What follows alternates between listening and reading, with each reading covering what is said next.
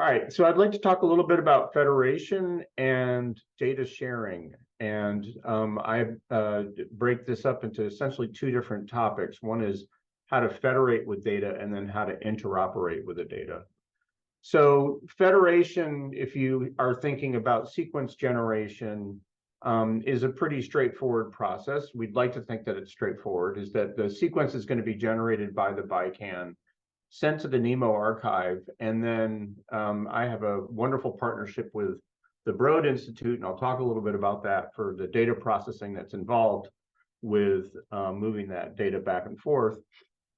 And I'll start by showing an overly complex diagram that describes the submission process that was used for each investigator associated with the previous incarnation of the BICAN, which meant that each individual lab was sending us data, and there was a series of steps that included them sending us information. We would return back a manifest, that they would be able to review that manifest and use that as proof of submission.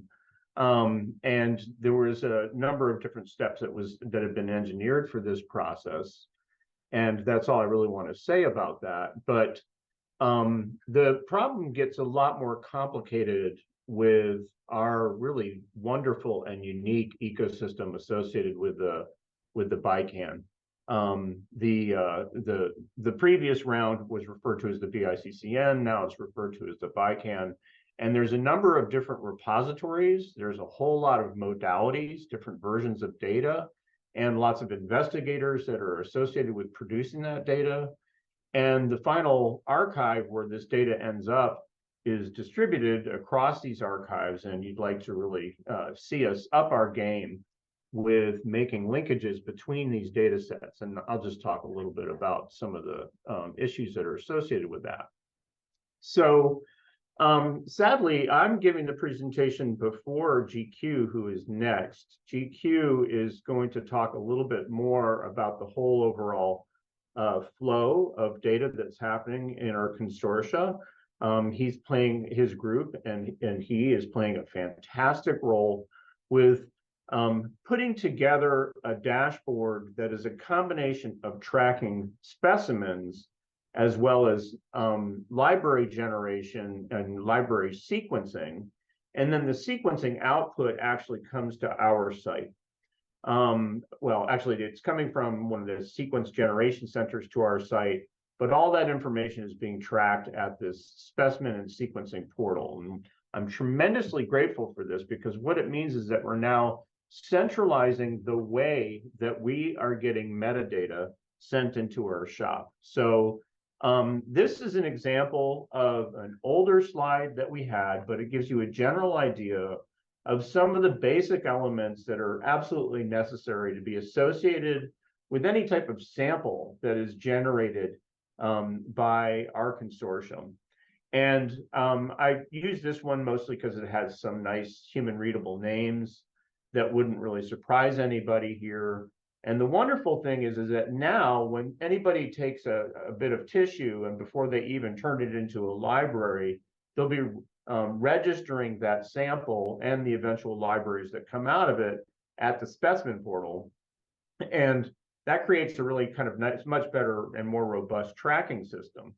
So let's sort of go back to this slide here. And I just want to make the point that we're in this kind of brave new world, that we're in the middle of developing the standards and metadata for this information. And I want to bring up one challenge that I thought that maybe this group would find interesting, and would be wonderful if they had some useful suggestions, which is, okay, tracking specimens and tracking samples, or tracking sequence that's generated from different projects, we're starting to get a pretty good handle on that. But a much greater challenge really is how to manage concepts that are easy to understand as a human, but very hard to describe in terms of coming together on a common data model for dealing with things like program. You know, an example of a program could be that this is the BICAN program, or a subprogram, project, data collection. This is now getting very tricky. And I just want to show a quick slide of some definitions. The source for this is Carol Thompson. And Carol, thank you for letting me show this. And Carol's worked very hard as a coordinator across all of the BICAN to develop these definitions in a way that kind of makes sense, or they do make sense, and they absolutely make sense to a human. And then we're working on essentially developing the data model that's associated with this. And you can see these definitions here. And the challenge becomes, and I just want people to be sort of aware of this, and we're always really interested, I think, in some suggestions about how to deal with it, is I think that one of the largest challenges that we'll really be presented with for this project is that concepts like project, grant, initiative, collection, data set, study, cohort are always going to be very, very different between investigators. That's just absolutely, we could see in virtually every conference call that we have when we start to sit down and talk about what does a study actually mean or a cohort mean. But there's like a lot of different ways that different vectors that are pushing against this. There's different interpretations between labs. Anytime that you have like a data model that essentially is describing a one-to-many relationship between a superset and a set and a subset. So, a project going to an initiative, or a project that was begun at one time point and then morphed into another project. All of these things are kind of crazy making when it comes to really data modeling this. So another set of pressures that are going against this really is that things change over time. And then when you slap a collection name on something, or a sort of an identifier that goes on a blob, from our point of view, there's often a lot of data processing that's associated with that. And so you really want to maintain that over time. And of course, it's changing. Marianne used the statement, individual milestones compete with joint milestones. That's really coming home to roost with a bunch of issues that are here, where there's a bunch of people that are highly invested in being able to say, I've achieved completing this particular milestone, way before we've got a really good handle on how we're going to go about describing it. No kidding, that flow diagram that I showed you is also going to be associated with billing back to from the sequencing centers to NIH.